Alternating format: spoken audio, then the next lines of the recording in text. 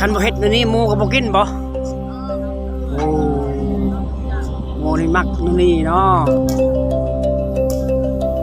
จักโตหมูจะ1 2 3 4โต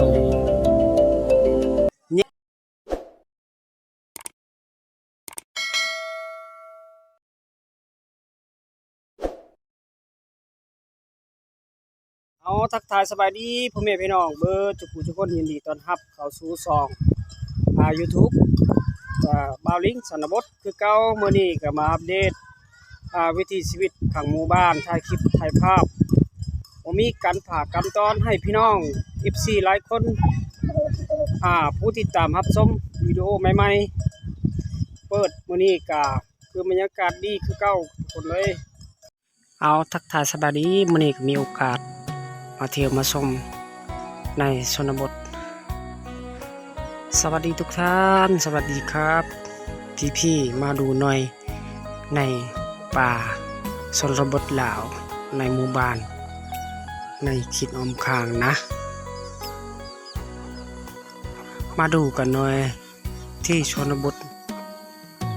โอ้โหอันนี้แม่นหมู่บ้านครั้งหนึ่งนี่กาเปข้าเจ้าปะปอยลอยลายโตเอาโอ้โห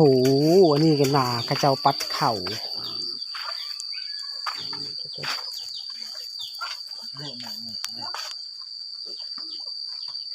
น้ำมันปุ๊บไปร้านนี้ โอ้ลายเนาะเขาให้ปลาตู้เอาได้ทุกคนเพราะว่าข้าเจ้าปัดก่อนให้มันเป็นไหนเด้แต่ว่าจังหวะต่ำเพราะว่าคนเท่านี่บ่มีไผจะเฮ็ด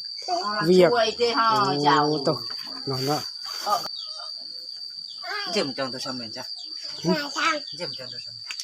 จักเตี้ย เลยไม่ละ ข้าเจ้าได้ปัดเข้าเด้เพราะว่าปัดเข้าจนสิได้ต่ำไม่ว่าดังเดิมแบบนี้เอาล่ะชุน้องรันหันอยู่พี่หันแม่นไม่แต่หากมันเด้เพราะว่าหากเข้าละกาเปลือกเข้าแล้วเราจะจ่าอย่างตัวนี่แมนไก่หมู่บ้านละกาทางหมู่อยู่เขตนี้ยังมีหมู่หลายเด้เพราะว่าหมู่แม่อันนี้ของหมู่ทำลงชีวิตของหากินก็คือแบบดังเดิมพอทางนี้แม่นไก่ทางหมู่บ้านเลยปลาตุธรรมศาสตร์มื้อนี้ก็พาพ้นกับบ่ค่อยได้ดีมืดครึ้มปลาแม่นทางนี้แม่นแม่ตู้นี้มันพัดเข้าส่วนลายกับเขาเจ้าพัดนี่กับจังสิต่ำได้เพราะว่าให้มันเป็นไหนอย่างเดียวนะเอามื้อนี้กะน่าจะบ่อนนี้กันน่าว่าบ่อนเขาเจ้าเล่นโทรศัพท์แล้วก็บ่อนเขาเจ้าเฮ็ดหูหุดสวน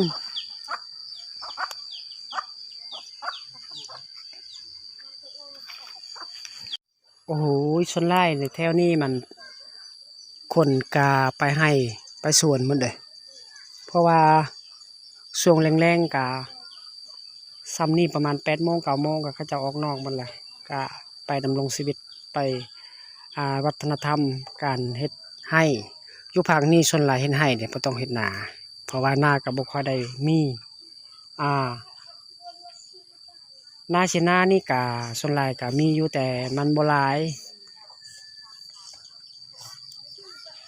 เพราะว่าหน้าหมู่บ้านนี่กะเขาเจ้าส่วนหลายกะสิไปรับจ้างในพวกปชอกปชาวกับส่วนหลายไปหาเงินอยู่เมืองอื่นเลยทุกคน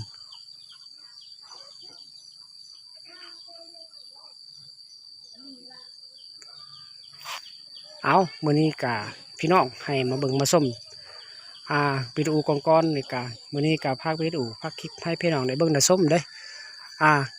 อันนั้นอยู่นี่แม่นหมู่บ้านนี่กะส่วนหลายเขาเจ้านากา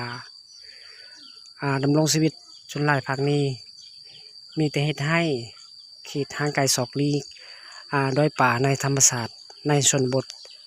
ของสาวลาวคือกันแต่มันแตกต่างชนเผ่าส่วนนี้ชนหลายมันชนเผ่ามังกรเลยเพราะว่าชนเผ่ามังกรบ่รู้มังกรปะโต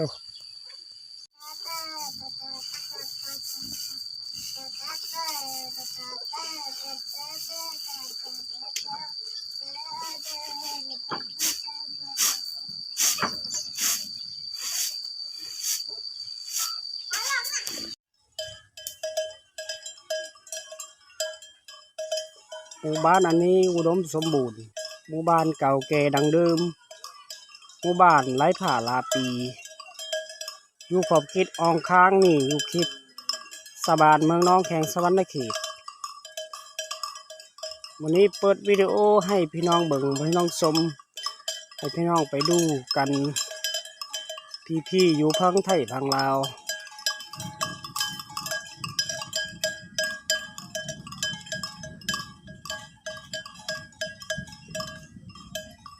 บรรยากาศกับบุค่อยได้ดีพาพ้นกับมืดครึ้มโอ้ตัว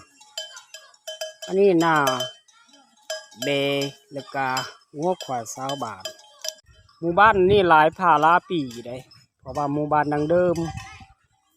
ส่วนร้ายข้าเจ้าเฮือนมีแต่ไม้พุ่งพางอันนี้หน้าเราเข้าในหมู่บ้านแห่งหนึ่งในชนบทพ้นไกลสิตกเลยอยู่ทางพุ่นมีแต่ผ้ามืดครึมเอาอันนี้หน้าทางเข้าหมู่บ้านแห่งหนึ่งนี่อันนี้หน้าหัวสวนของชาวบ้านในอ้อมข้างชนบทนี่กะอยู่ภาคนี้แมนข้าเจ้าเลี้ยงงัวเลี้ยงควายได้ประมาณนี้เลย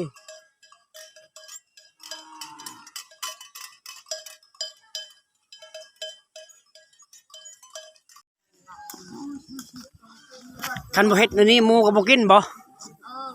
โอ้หมูนี่มักนี่เนาะจักโตหมูจะ1 2 3 4โตเนี่ยก็อ่อนเน่าตะวันเปียกนี่คือก่อน อาการนั่นล่ะโอ้นี่วิธีการหมูกินแบบนี้เห็นบ่โอ้ยทุกวันนี้เปิดภาพให้พี่น้องได้เบิ่งได้ชมข้างหมู่บ้านในชนบททางไกลซอกลีไกลๆนอกตัวเมืองเลยมื้อนี้ก็อัปเดตถ่ายคลิปถ่ายทำเปิดวิดีโอให้พี่น้องได้เบิ่งได้ชมได้เอาคลิปนี้เพียงจบเพียงเท่านี้เลยทุกคนขอมื้อหน้าอัปเดตใหม่ให้พี่ๆได้เบิ่งได้ชมนะเอาจังได๋ก็ฝากติดตามขอกำลังใจให้คลิปต่อไปกดไลค์กดแชร์กดติดตามเพื่อกำลังใจนะ